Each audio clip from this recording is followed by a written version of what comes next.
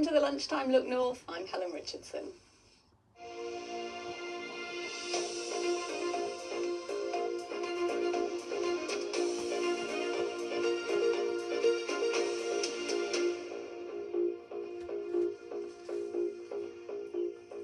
Good afternoon. Controlled explosions have been carried out at a beach on Teesside after suspected ammunition from World War II was found. Emergency services were first called to Crindon Beach near Hartlepool yesterday.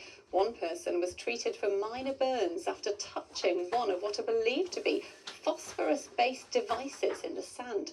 Hartlepool Coast Guard said bad weather and high tides can expose such objects, and people have been warned to take extra care if they find something unusual.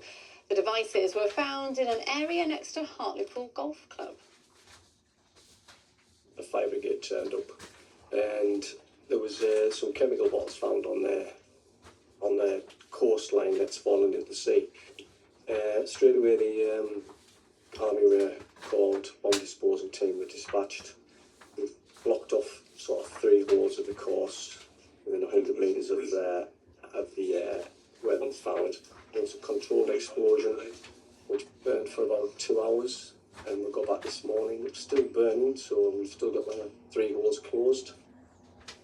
In other news this lunchtime, a body has been found in the search for a teenager who went missing in a Cumbrian tarn.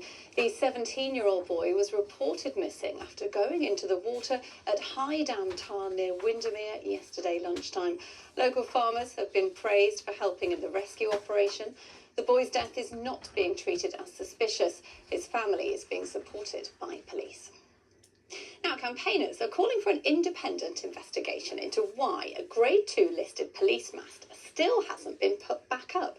The once 160-foot high structure at Akeley Heads was taken down while Durham Police relocated its headquarters, but it's remained cordoned off in a field ever since, Jim Scott reports.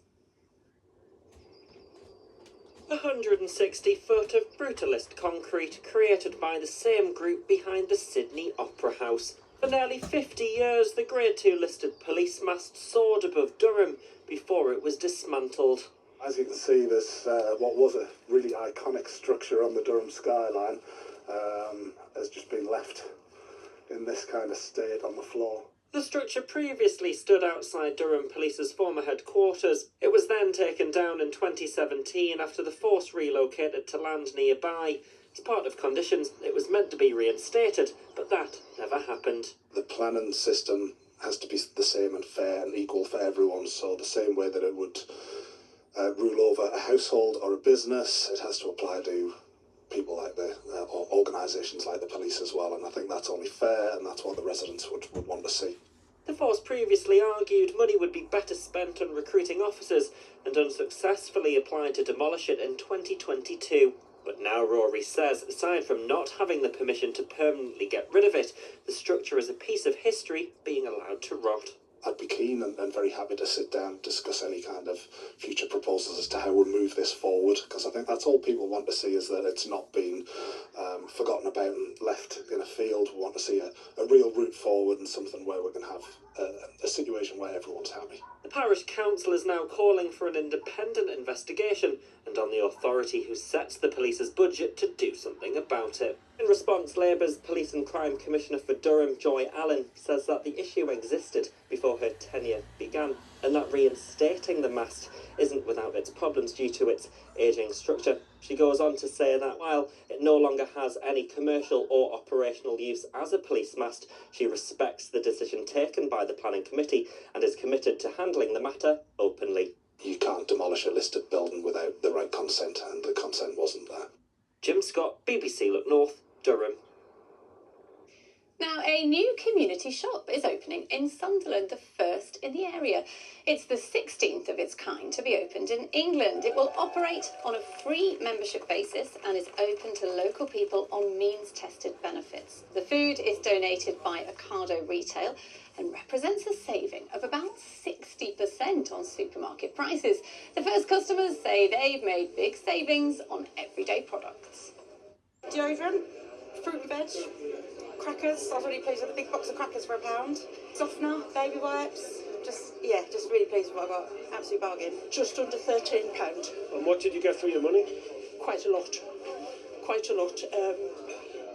The biggest one was me coffee that appears £3.94, and that's what took us off me £10. But everything was worth it. Crisp, noodles, pop, biscuits, beans. And 2 bags full. Yeah, the £16.15. What do you think about? Looks good. Now, people living across County Durham are being asked for their views on how best to improve their town's economies. Residents in places like Seaham have been chosen to share their ideas as part of a county-wide consultation.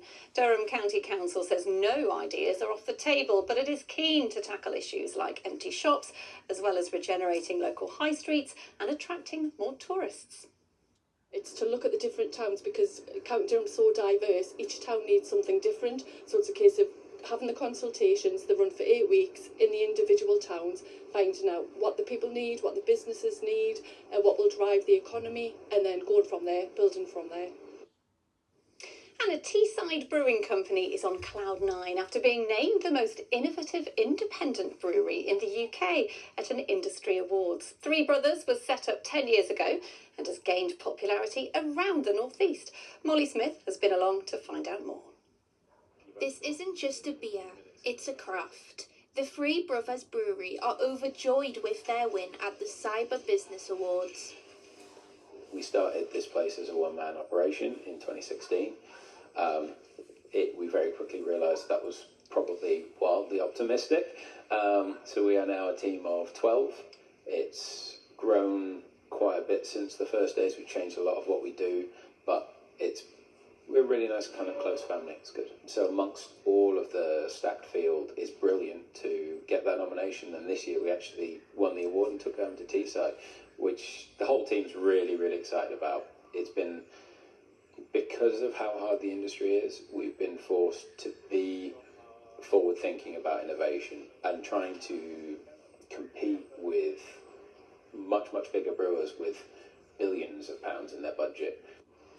Matt, who was a former apprentice, is now the head brewer at the company, who has a strong passion for beer making. We're always looking at what's new on the market, what you can brew with to give you new flavours and new styles. So there's lots of different yeasts, there's lots of different hops, and everything that you can use to produce your beer can give you something completely different and completely dynamic. So it's exciting because there's so many of us doing it. We're all trying to make things as good as we can and as the best quality beer as possible. We're here because local people actively chose to buy our beer, to search out local brewers and to support local, and that's grown and grown, and that's really, really quite nice in that kind of local, like bringing the local pound together. I think the local pound's really important, and it's local jobs, and it just keeps things here in Teesside. Molly Smith, BBC Look North, Stockton. And congratulations to them. I think there'll be a few beers drunk this afternoon in this lovely warm weather we're having, Paul. Glorious today, Helen. Make the most of it though while it lasts. Over the next few days, things are set to change. It's going to turn cooler, noticeably cooler, and more unsettled with some rain at times as well. But not this afternoon. We've had glorious sunshine already today. A little bit more cloud around. It stays mostly dry, and there'll still be some sunny intervals for most of us. Temperatures 20, maybe 21 Celsius in the sunshine. That's into the low 70s, up to 70 degrees Fahrenheit. Into this evening, it stays dry through the early part of the night. Clear spells at first. Eventually, the cloud will start to thicken up more from the northwest. But I think most places will stay dry through the night. The winds stay light. Temperatures no lower than about 6 or 7 degrees. Into tomorrow then, it's all changed. This weather front comes in, the thicker cloud comes with it. Outbreaks of rain move into Cumbria as we head through the mid-morning towards lunchtime. That rain shifts eastwards, becomes much more intermittent, more patchy as it does, and leaves behind a legacy of 1 or 2 showers and sunny intervals through the afternoon. But noticeably cooler, a brisk west to southwesterly breeze. Temperatures only make about 14 Celsius at best tomorrow. It's unsettled for the rest of the week. Then Friday starts off dry and bright. This next frontal system brings rain overnight, and that will linger into at least the first part of Saturday. Helen. Thanks, Paul. Definitely make the most of the nice weather this afternoon. That's all from Paul and myself. We'll be back at 6:30 with the latest Look North.